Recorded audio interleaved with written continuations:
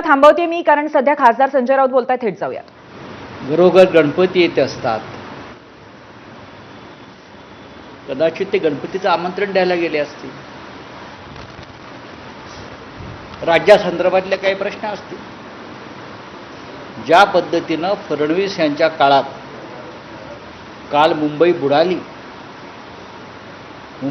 काय? 2 दिवस मुंबई बुडते आहे. मुंबई, ठाणे, नाशिकसारखी शहरं बुडाली. राज्याच्या प्रश्नांवर त्यांची काही चर्चा सुरू असेल. त्याच्यामध्ये एवढं त्रास करून घ्यायची गरज नाही कोणाला. आम्हाला त्रास झालाय का? नाही. आम्हाला माहिती आहे काय आहे ते. काय नक्की सर? कशाला सांगू? आम्हाला माहिती आहे. भेटतात. महाराष्ट्राच्या राजकारणामध्ये मुख्यमंत्र्यांना विरोधी पक्षाचे नेते भेटत असतात. आता इथे आम्ही सुद्धा अनेकदा भेटतो. म्हणून त्याच्यावर चर्चा कशा करता करायची?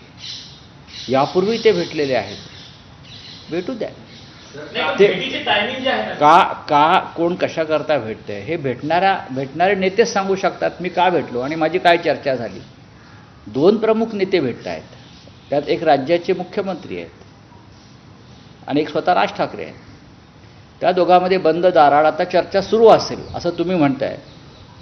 त्यांनीच सांगायला पाहिजे आम्ही का भेटलो. आणि मला असं वाटतं की राज ठाकरे यांचा स्वभाव पाहता ते स्पष्ट आणि परखडपणे या भेटीविषयी बोलतील. एक शंका उपस्थित यामुळे होतं की एकीकडे दोन्ही भाऊ एकत्र येताना दिसतात, शिवसेना आणि मनसे, आणि त्या दरम्यान ते भाजपचे नेते आणि मुख्यमंत्र्यांना भेटतात. त्यामुळे जनतेच्या मनात संभ्रम निर्माण होतो. ते राज्याच्या मुख्यमंत्र्यांना भेटलेले आहेत. लक्षात घ्या. ते राज्याच्या मुख्यमंत्र्यांना भेटलेले आहेत. आणि राज्याच्या मुख्यमंत्र्यांना भेटणं हा काही राजकीय अपराध नाही. उद्या माझं काय काम असेल, माननीय उद्धव ठाकरे यांचं काही राज्याचं किंवा सामाजिक काम असेल तर त्यांनी भेटलं पाहिजे. राज्याचा मुख्यमंत्री हा एका गटाचा किंवा पक्षाचा नसतो. ते 11 कोटी जनतेचे प्रतिनिधी आहेत. ते मुख्यमंत्री आहेत. आणि त्यांनीसुद्धा मुख्यमंत्र्यांनी त्या पद्धतीनं वागण्याचा प्रयत्न केला पाहिजे. जसे या देशामधले पंतप्रधान हे भाजपचे पंतप्रधान आहेत असं आम्ही म्हणतो. त्याला कारण आहे. राज्याच्या मुख्यमंत्र्यांनी त्यांची प्रतिमा पुसली पाहिजे की मी एका पक्षाचा किंवा एका गटाचा मुख्यमंत्री आहे. आता शिंदेचे लोक त्यांना मुख्यमंत्री मानायला तयार नाहीत.